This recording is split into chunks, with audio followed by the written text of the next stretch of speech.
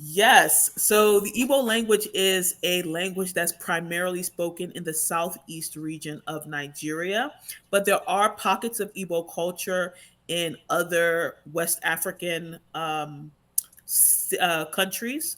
I believe there's a pocket of Igbo speakers in Cameroon, and there's another pocket of Igbo speakers in, I think, Gambia.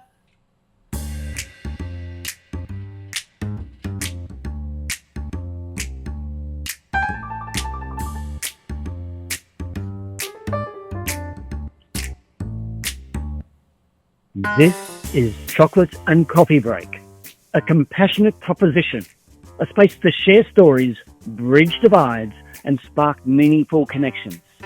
So grab your chocolate, pour your cuppa, and let's break down barriers, one conversation at a time. And now, here's your host, Andrea Putting. And welcome to Chocolate and Coffee Break today. I hope you've got your chocolate and your coffee and you're ready to sit back and hear another heartwarming story. Today, my guest is Udochi Okeke, and she is a storyteller, software developer, and cultural advocate. Udochi is on a mission to preserve and celebrate Indigenous African languages through joyful, high quality content.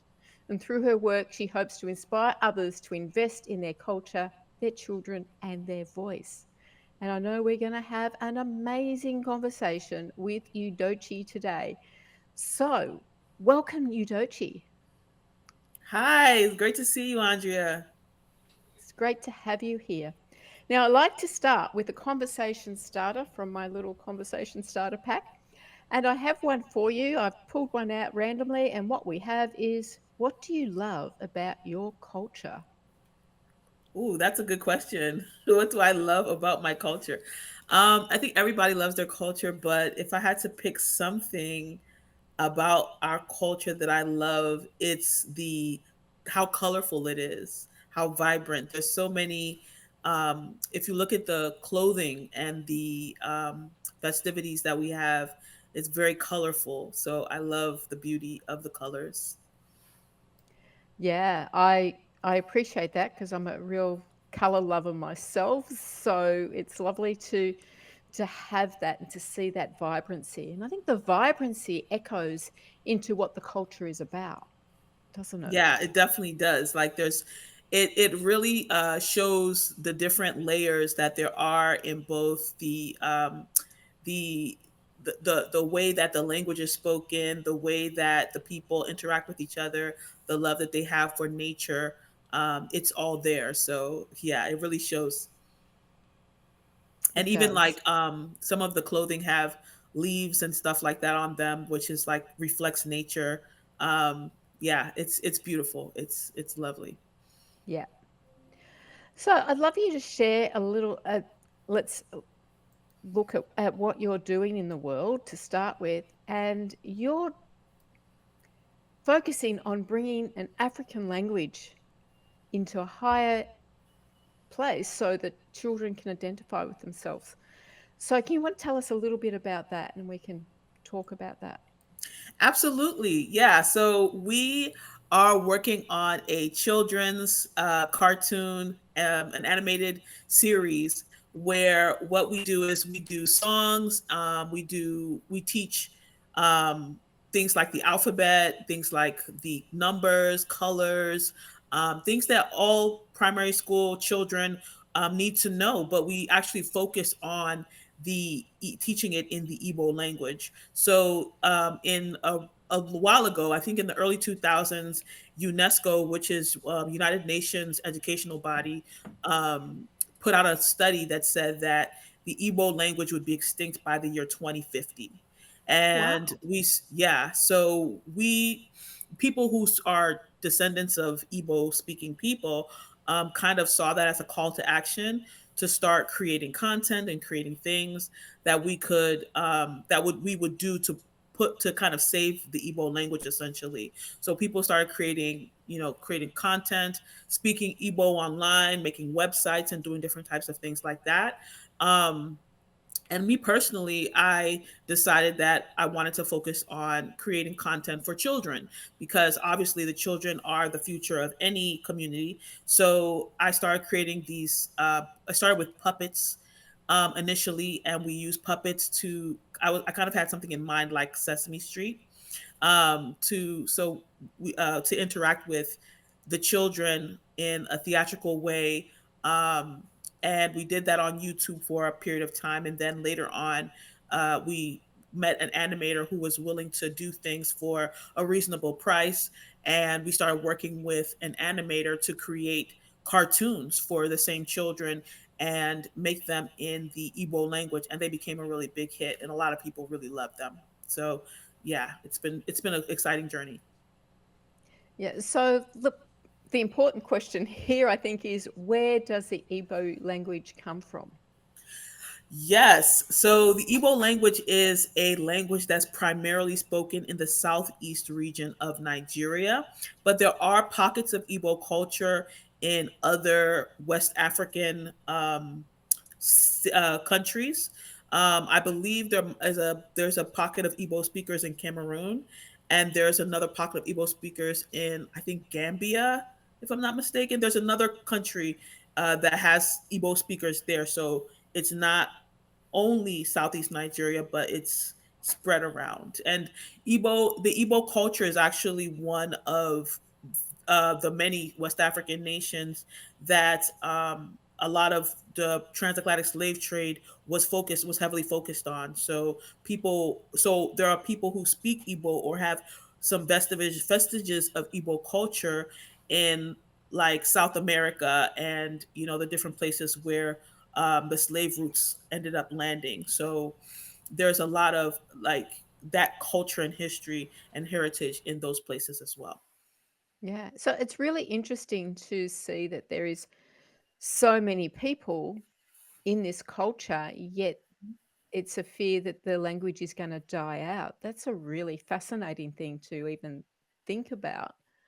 Yeah, and it's interesting and it's weird because I think the reason why there's a lot of people and yet it's a dying language, or it was considered a dying language. I'm not sure if they've re-upped their study yet, but the reason why is because a lot of people have there are not a lot of resources in the Igbo language, or there weren't, and I think there still aren't, because as far as I know, I don't see there aren't that many science textbooks written in Igbo language. There aren't that many programs in Igbo language, even children's programs like the one I'm doing. There are very few that are actually in the Igbo language, and then there are not a lot of technological resources. So if you were going to right now we have large language models in AI, and you don't see them translating the Igbo language, or they do a very poor job of translating the Igbo language. So there are people who are talking about working on those problems, these types of problems where resources and technological resources and scientific resources are not available in those languages. But what if there's anything has been done to do that, like concrete? There's very little that has been done. That's something that results in languages dying. So, and also Mm. even in Nigeria where people speak Igbo, the government is not Igbo speaking. The majority of the people who work in the government are generally tend to be of a different community in Nigeria. So um so yeah, that's one of the reasons why we don't have the leverage or the the I guess authority. I'm not sure what the word is, but it's like power to preserve ourselves in that way. We're kind Yeah. of a minority in Nigeria.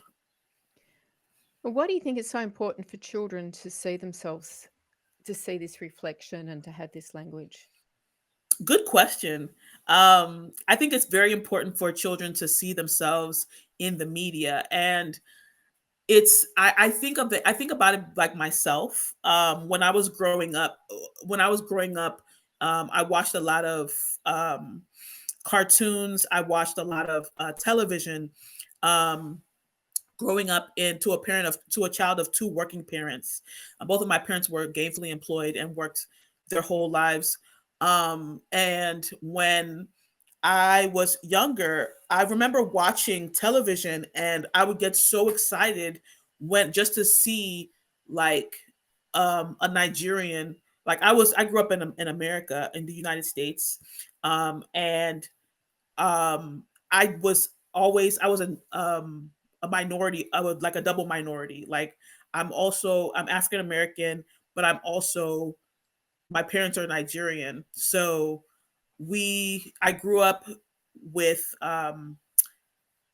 being a double minority essentially, and eventually my whenever I was watch TV, I would see if I see a Nigerian on television, I get excited. So that's something that always feels it's good. It's good to feel. It's a good feeling. Yeah. So it's something that's really valuable for children to see. Yeah, it's extremely valuable. Yep. So let's just take a quick break so that I can have a nibble on my chocolate. So take notice of our ads, of those who are sponsoring the show, because that helps to keep our show going. So while I'm having a nibble of my chocolate, and stay tuned. Career, commitments, a calendar that's more packed than your pantry, but something's still missing. In Compassionate Purpose, Andrea Putting invites you to stop chasing busy and start living with intention. This book is about real fulfillment through small acts of compassion, purpose-driven service, and meaning that last. No pressure, no perfection, just purpose with heart. Compassionate Purpose, Discovering a Life of Fulfillment. Search for Andrea Putting on Amazon. How far would you go to keep your loved ones safe when everything else falls apart? In 1945, Ellie and her family risked everything to escape the horrors of war. They fought through frozen landscapes, bombed cities, and an unforgiving world that seemed bent on destroying them. Would you risk your life to keep your family together, even when survival seemed impossible? In the midst of despair, they found the courage to continue. This is their story. And Silently Falls the Snow, available now on Amazon.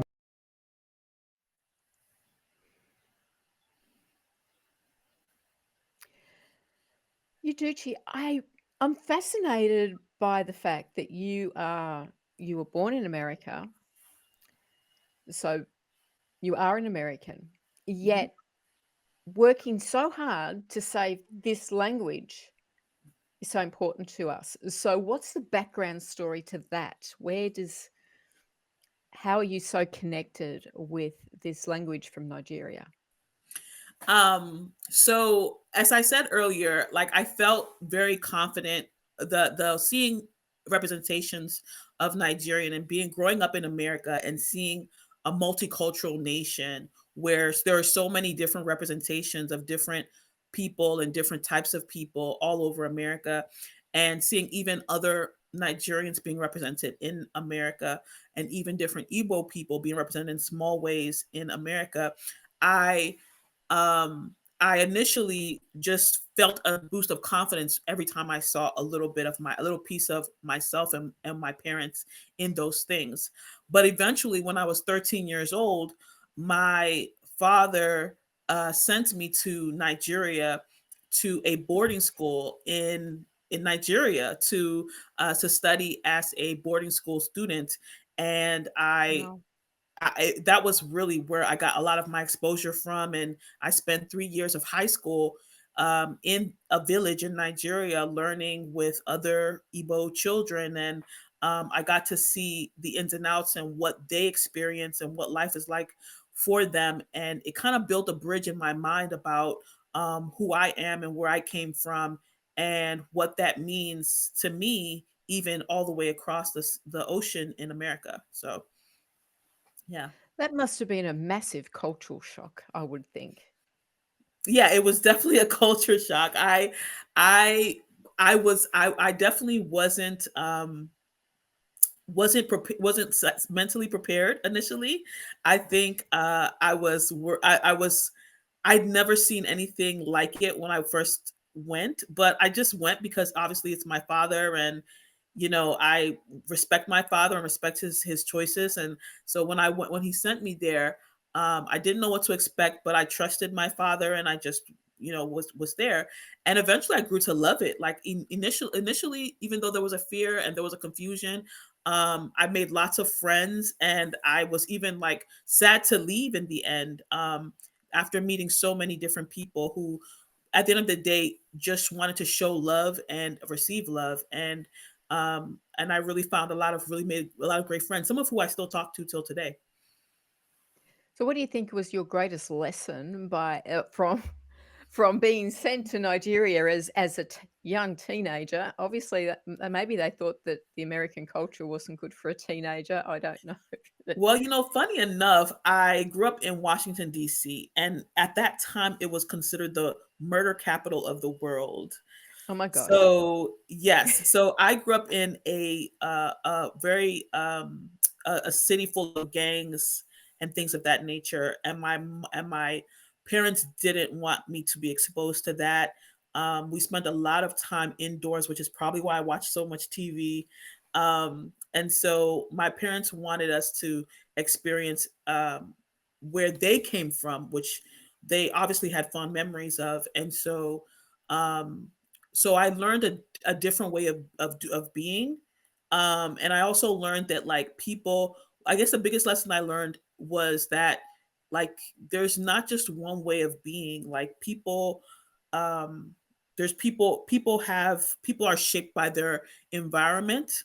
Because obviously like the African Americans that I met in Washington D.C., they look the same as the Africans I met in Nigeria, but the behavior is a lot different. So when I came back to America, I just had a different sense of identity.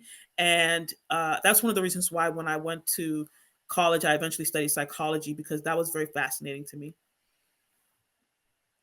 Yeah. So I'm trying to imagine as a 13-year-old going to being sent overseas and discovering this new world. And did you have the language skills when you went there? No. I knew very few words. I knew how to say hello. I knew how to say thank you. I knew how to say please. But in terms of like having conversational Igbo, I did not have it at that time. And even till now, as an adult, I struggle, but am still committed to becoming fluent or trying to learn as much as I can. Um, so I still take lessons till now.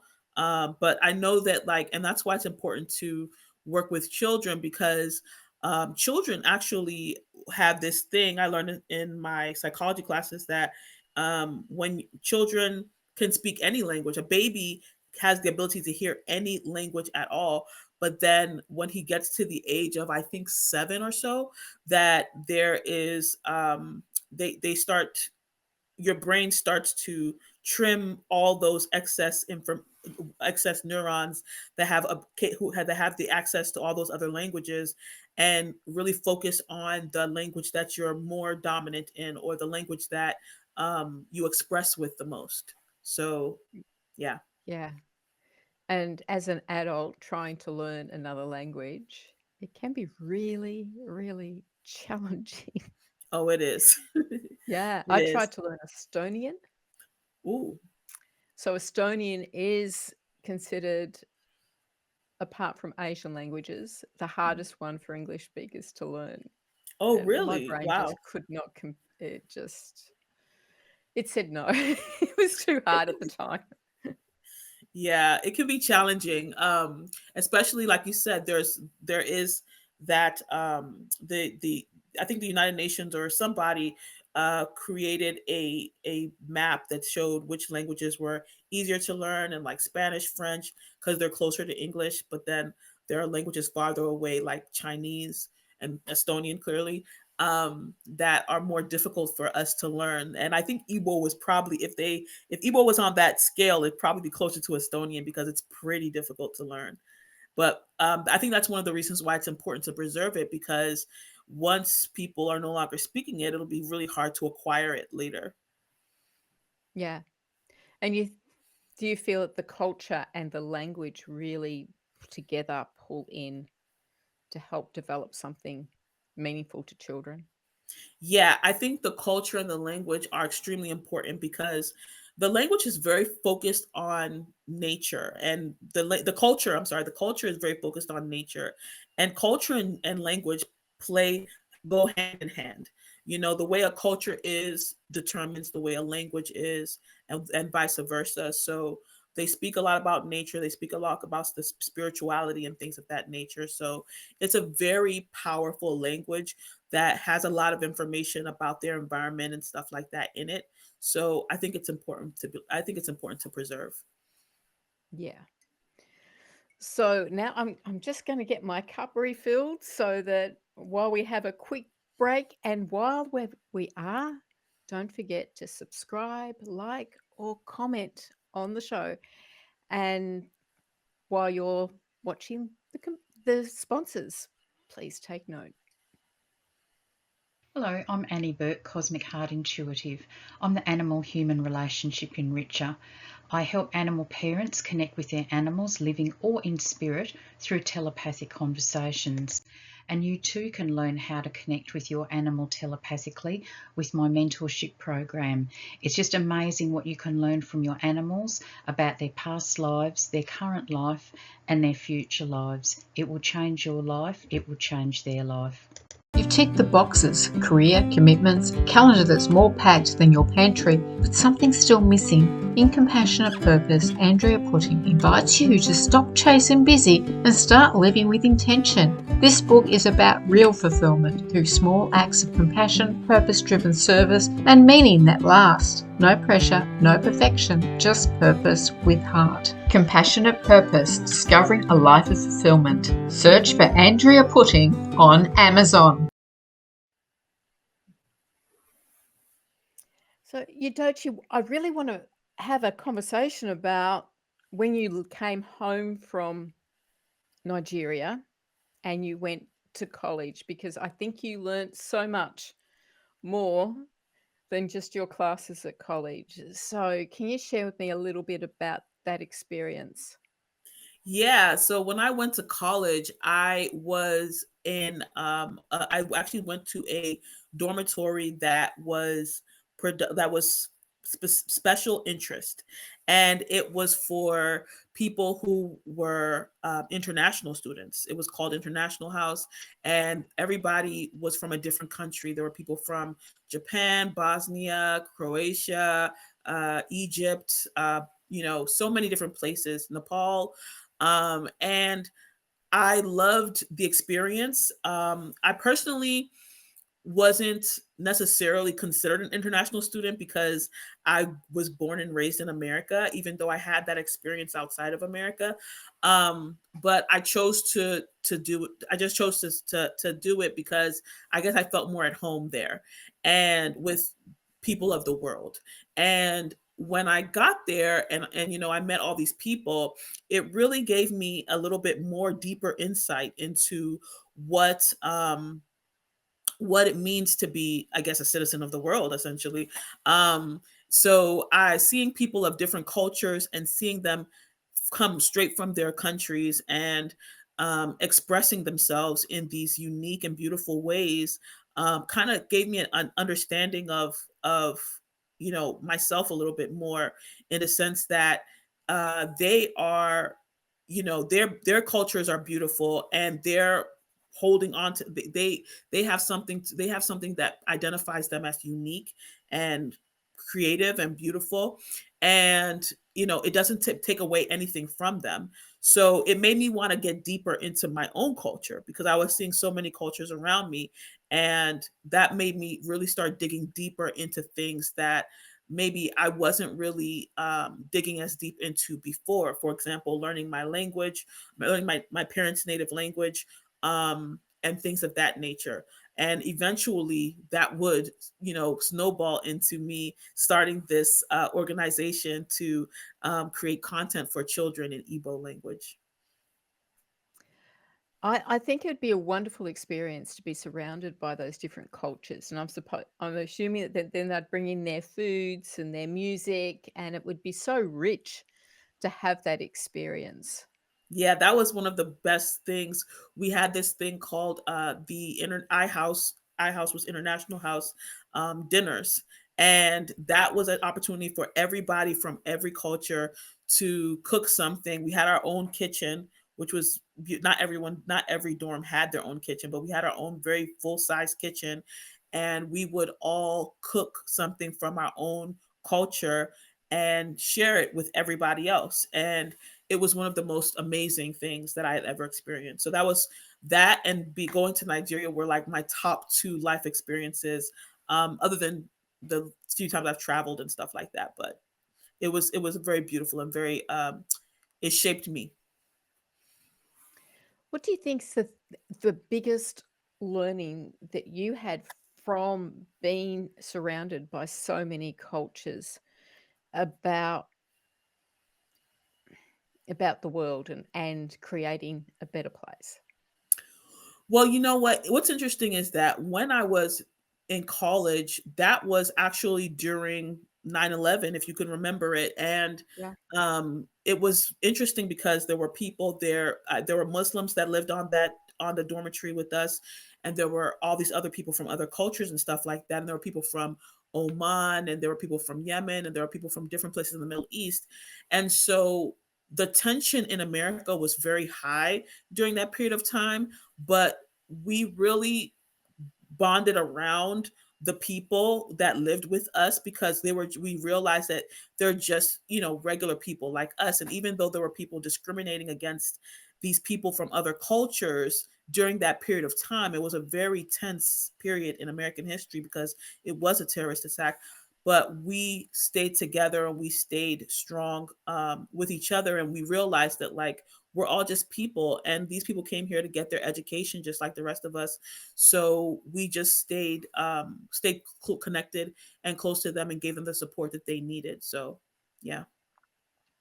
Yeah, I think there's important lessons in there for all of us about the beauty of other cultures, because while we can look at it and go, well, do we need to bring in things from the past? Shouldn't we just be looking at the future? But there's so many rich lessons for us to learn, not just from our own cultures, but from the cultures of others, that it's really that that we can carry through to the future, and we can learn once we get come together, we can learn those things together and Yeah, explore.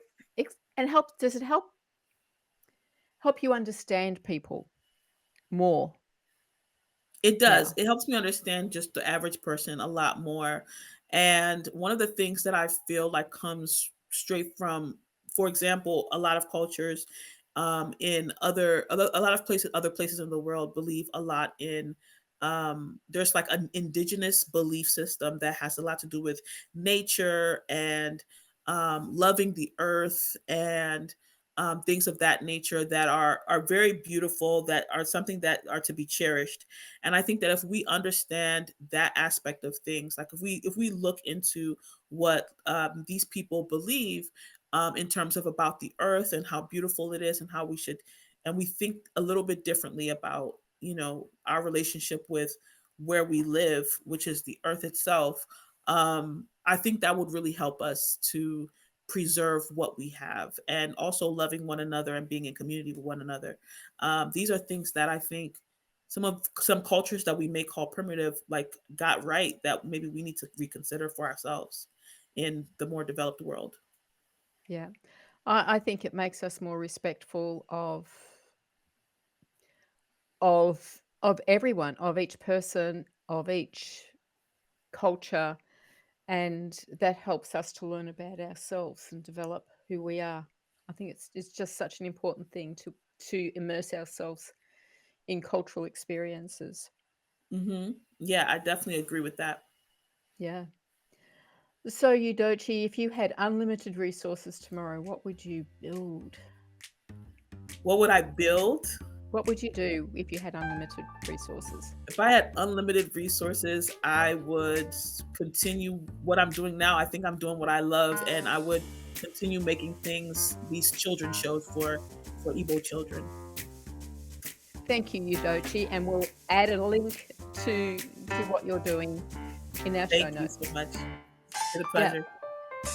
So, thank you for joining some chocolate and coffee breaks. Have your own chocolate and coffee break. Invite someone different from you to share in the experience of chocolate and coffee break. And don't forget to subscribe, like, and comment. And send us a photo of you sharing a chocolate and coffee break for our Facebook group. We'll see you next time on Chocolate and Coffee Breaks.